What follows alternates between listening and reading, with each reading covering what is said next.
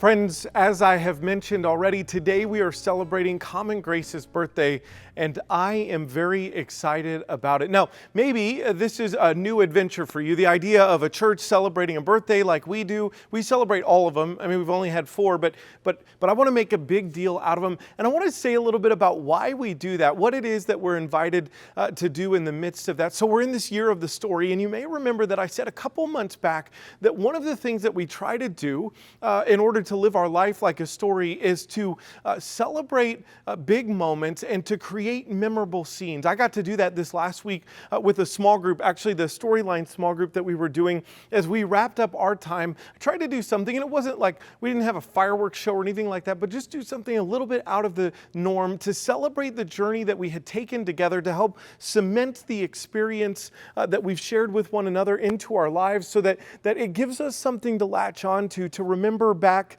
And sometimes we remember a specific thing, a specific moment, even though we don't remember everything that led up to it. That's the power of creating memorable moments. To me, when we celebrate Common Grace's birthday, that's part of what we do. And when we create memorable scenes, sometimes we do that on the horizon to lead us in a particular direction, but other times we do it at the end, at the conclusion of a journey, so that we can look back and say, look at all that we have come through. And this birthday is a little bit of both of those things. We look on the horizon and say, what is the 5th birthday going to look like? And the 10th birthday of Common Grace going to look like? We've already been so surprised by the ways that God has moved.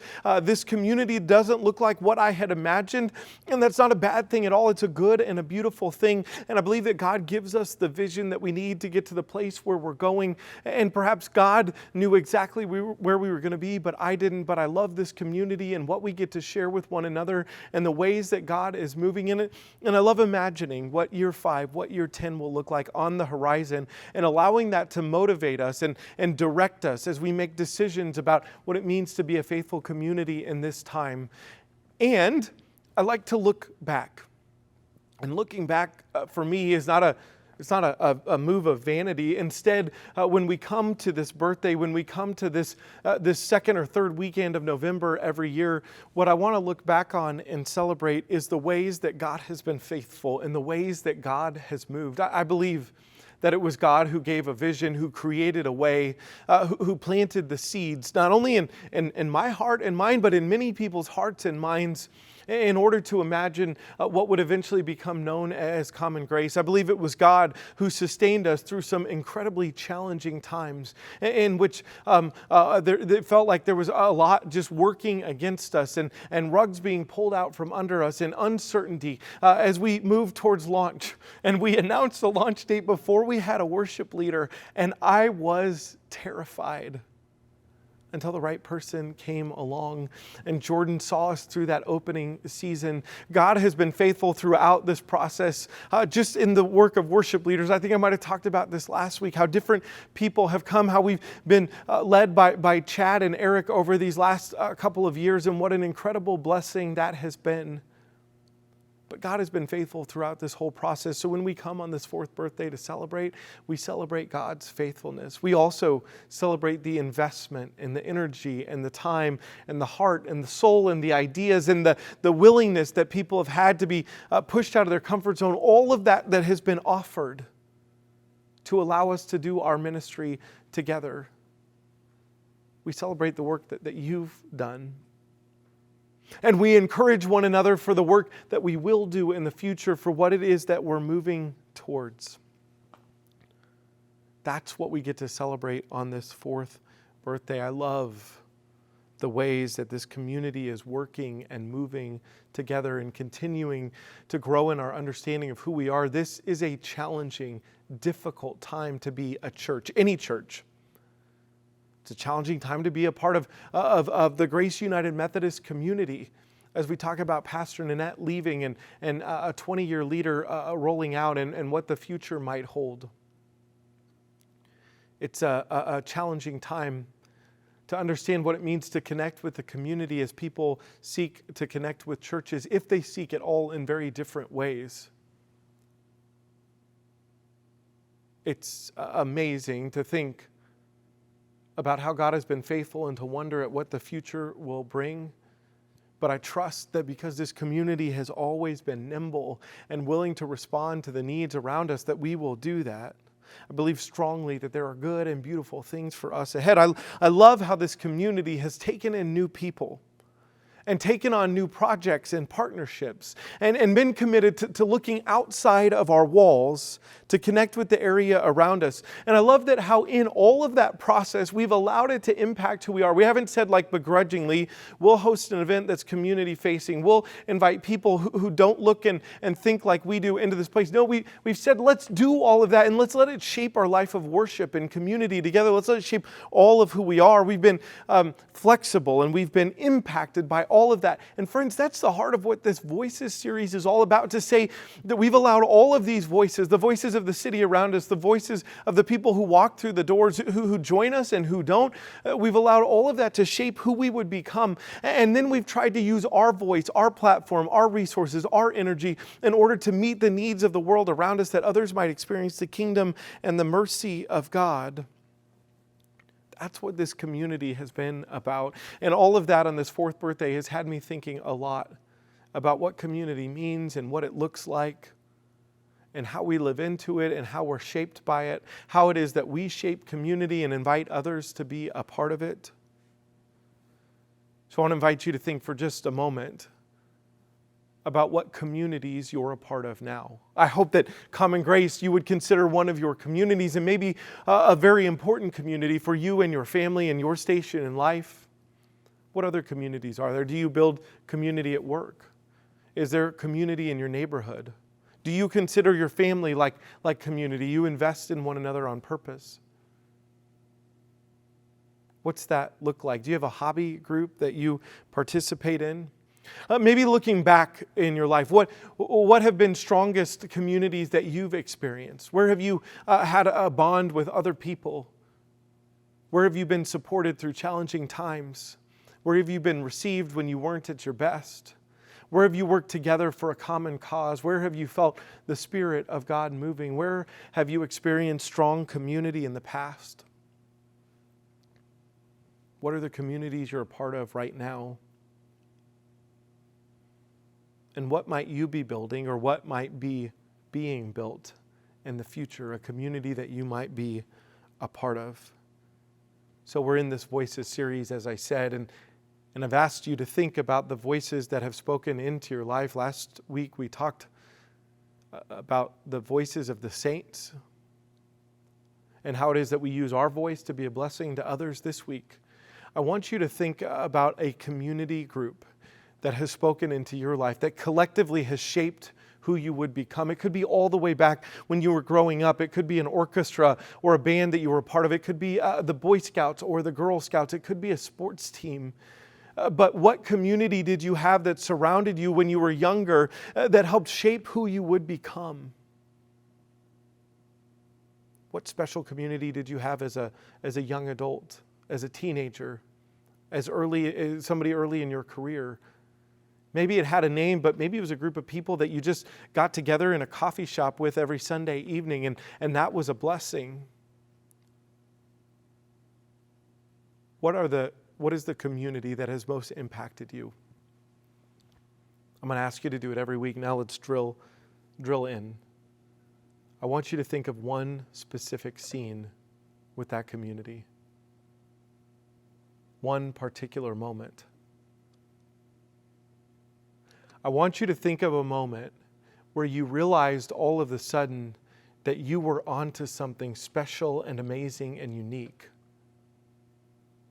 Maybe it was as simple as a friendship that grew out of a class project that you shared. But all of a sudden, one day you realize, like, wait a minute, this moved way past being a class project, friendship, cordial little gathering of people. And these are people who have my back and I have their back. What was the moment that you realized, hold on, this is way more? Who was there? Why did it matter?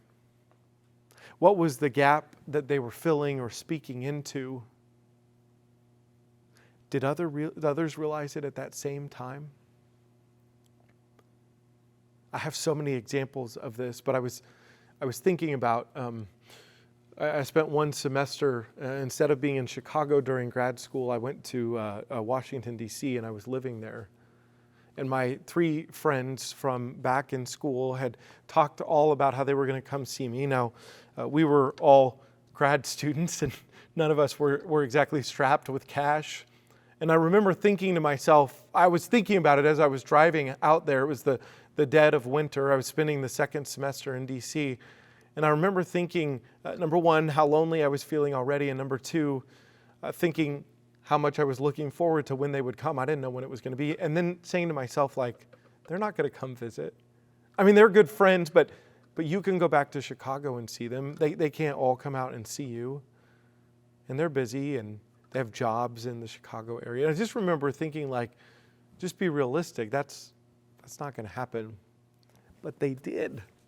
They did. And they came, and there was like this one little closet where I was living, and the 3 of them crammed into it after driving halfway across the country, and we had a blast, and I got to show them around. And I remember thinking when they said they were actually coming, and when I actually believed that they were going to come and visit, it ended up being spring break, I remember thinking how incredibly valuable that relationship was and how important it was. And those 3 friends remain some of my closest friends in the world, even though we live all over the country.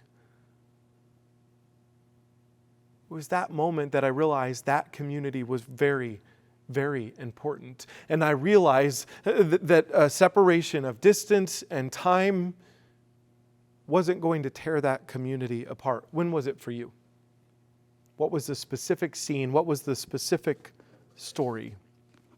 Our scripture reading for this morning is a story that really just gets mentioned in passing, but I think it's so important. It's one of my favorite stories. It's all the way back in Exodus.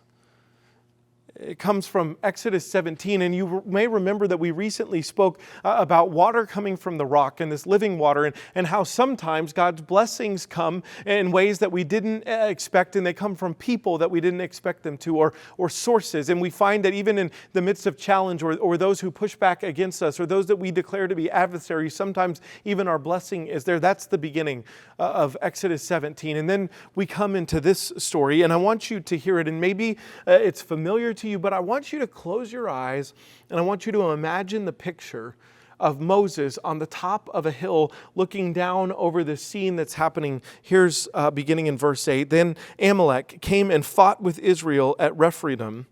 Moses said to Joshua, so Moses is the leader of the people and converses with God and has brought the people out of slavery, and they're wandering in the desert, and then they get attacked. And he says to Joshua, who's his assistant, who will sort of follow Moses after he passes away, Moses said to Joshua, choose some men for us and go out and fight with Amalek. Tomorrow I will stand at the top of the hill with the staff of God in my hand. So Joshua did as Moses told him and fought with Amalek. And while Moses, Aaron, and Hur went up on top of the hill. Whenever Moses held up his hands, close your eyes, envision this, Israel prevailed. And whenever he lowered his hands, Amalek prevailed. But Moses' hands grew weary. So they took a stone and they put it under him, and he sat on it. And then Aaron and Hur held up his hands, one on each side, so that his hands were steady until the sun had set. And Joshua defeated Amalek and his people with the sword. God, a blessing to our reading and understanding of these words. The Israelite people are there, they're vulnerable, and all of a sudden they get attacked. And you wonder, did they just happen to realize this happened, or did Moses know ahead of time? Did Moses go up on the hill simply to watch what was going to unfold? It wasn't unusual in that time for you to have spotters or maybe even commanders who would sort of get on the balcony, be able to see above, to be able to communicate and say, here's a stronghold, here's a place, here's people coming, people who could look from above and have that perspective. Was he just going to do that? Or did he know what was going to happen? The scripture suggests that by God's work through Moses, when he had his hands up, the people of God were successful. And when he grew weary and he couldn't hold his hands up anymore, they weren't. And so the 2 people that are closest to him, this small community, this representation of a much larger community, this representation of the people in battle, come around him and they hold his hands up. And life and death hangs in the balance of the ability of those two, representing a whole community behind them, to keep Moses' arms up. It's a beautiful image. And it's incredibly powerful if we'll let it really resonate through us. And friends, I think the same thing is true for you and I. Now, it may not happen as quickly as that when the arms are raised, everything is okay, and when they're down, they're not okay, that there's a retreat and a progression and a retreat and a progression. I'm not saying that it happens that quickly, but I do believe that community is that important for you and I. I believe that we're hardwired for it, that we need it in order to be well and to survive, that it is required that we be connected to one another in community. So when you look back on those good and beautiful and meaningful times that you've been in community, when you have that specific scene in your mind, I don't believe it's just a great feature. I believe it's necessary for us to experience what Jesus invites us to, and that is the life that is truly life. What's that look like for you? I was really turned on to this idea, and it was really illustrated for me recently. I did a funeral for a woman who was just a pillar of this community. Of Olathe, of Grace United Methodist Church. She'd been a member for years. And I asked her sons, I said, why is it that you think that she was so involved in the community? You can't throw a cat in the city of Olathe without hitting some organization that she invested in, that she served on a board in, that she volunteered on, that she helped found. And one of their sons told me this story. They said that his mom's mom had become a widow while his mom was still young. That his grandfather had died while his mom was still young. And she never remarried. And so at a time in the early 20th century where it wasn't common to have a single mother, where that wasn't normative, she raised her two children. She worked hard and she fought for them. And she made a way for them to be able to survive and to make their own way and to grow up as children. And then this woman, his mother, had become separated from his father. And in a time where it still wasn't very common for a single woman to raise children, for a woman to be single, where single moms weren't even nearly as common as they are now, she made a way. And he said, for her mom and for her, community wasn't a feature, it wasn't an add-on, it was vital and necessary for their survival. That if they were going to make it, they needed community around them. And so she loved the community because she saw it as imperative. She saw the power of it, and she knew that she needed it and others needed it, perhaps even when they didn't recognize it. I think that's true for all of us, friends. When we're in our places of comfort, we may think that we can make it on our own and of our own devices. But I believe the witness of the Scripture is consistent, that we need one another. This picture of Moses there on the hillside is a beautiful encapsulation of that.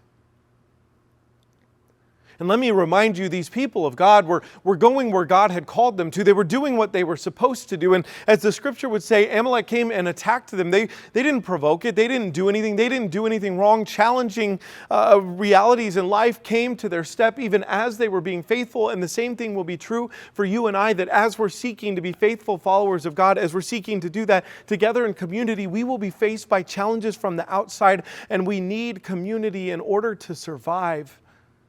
We need community in order to thrive. You know what I'm about to ask you. That scene, that one particular scene that demonstrated the power and the importance and the significance of community, I want you to share that with somebody. Hopefully somebody else who was there. What if I've become estranged from that community? All the more. Maybe don't call them, maybe just send a message. Say, hey, I was thinking about that. And to this day, I remember that fondly. I hope that you're well. Or share it with somebody who's in a community now. Say, I was shaped by that community, and that's part of why I invest in our friendship and our relationship now. I want you to find a way this week to share with somebody who is a part of that community, if possible, or somebody with whom you're in community now, how important it is to have others to do life with. As I was thinking about this message this week, Hope reminded me of when Gracie was just a few weeks old and we all got COVID. And we were sick as a bunch of dogs. And in that moment, community was necessary. It wasn't an add-on. We had folks surround us and support us and help see us through. Maybe you want to think of a community that surrounded you when you hit a low point in your life. Maybe it was when you faced a challenge of your own making or from beyond yourself. When was it that a community looked at you at less than your best and said, no, we see something in you? I just want to wrap up with this. There's that phrase that says, it takes a village to raise a child. I've been thinking about that over the last few weeks. I guess now because I have a child. And I think sometimes we value that phrase. Sometimes we dismiss it as being overly sentimental or for a different time or something like that. Sometimes we think, yes, that's great. I remember being at a different funeral. Dad had passed away. 2 adult children were in the room. And I was caught by the way that the very close group of friends that this couple had built around them, other couple friends, other individuals, people that they had gone on vacation with and played games with, that they gathered in community and celebrated holidays with. I was struck by the way that all of their peers, of the now widow and of the husband who had died, all of their peers, the way that they were like another set of parents to these 2 children who had just lost their dad. And the ease with which they communicated with one another, and the stories that they could share with one another, and the way that community had impacted these children, and the way that community helped see this family, these 2 children and this wife who had lost her husband through that season. And it was a beautiful image of what this means. Here's the deal. I do think it takes a village to raise children, to be the sort of adults that we want them to be. But I also think it's an axiom that the village you surround yourself with will have an impact on the people who come after you. In other words, it's not something you get to opt into. The people that you surround yourself will have an impact on the way your children perceive the world and live in the world. It's not optional. That's the power of community. So what are the communities that surround you now? What are the communities that have shaped you? And I made reference to this earlier. Well, what communities are you building right now? What is important to you when you think about being connected with neighbors and friends? What do you value? And perhaps what do you need a bit more of in your life? I love this community that we get to share together. I love what God is doing in it. I love the way that we surround one another in seasons of challenge and difficulty, that we celebrate in mountaintops. I love the way that you all stretch me and you let me stretch you, that we try new things and sometimes they fail and are terrible. but most of the time they're pretty amazing. I love what God is doing in this community, and I can't wait to see what's in store in the future. So continue to invest in this work that we get to share in together. Continue to invest in the communities around you. Cultivate an understanding that this isn't an optional add-on, but it's a very vital and necessary part of our life. It's how God has wired us. I hope you'll spend some time celebrating, acknowledging, reflecting, and imagining in the days and the weeks to come. Right now, I'll invite you to take a few moments of reflection.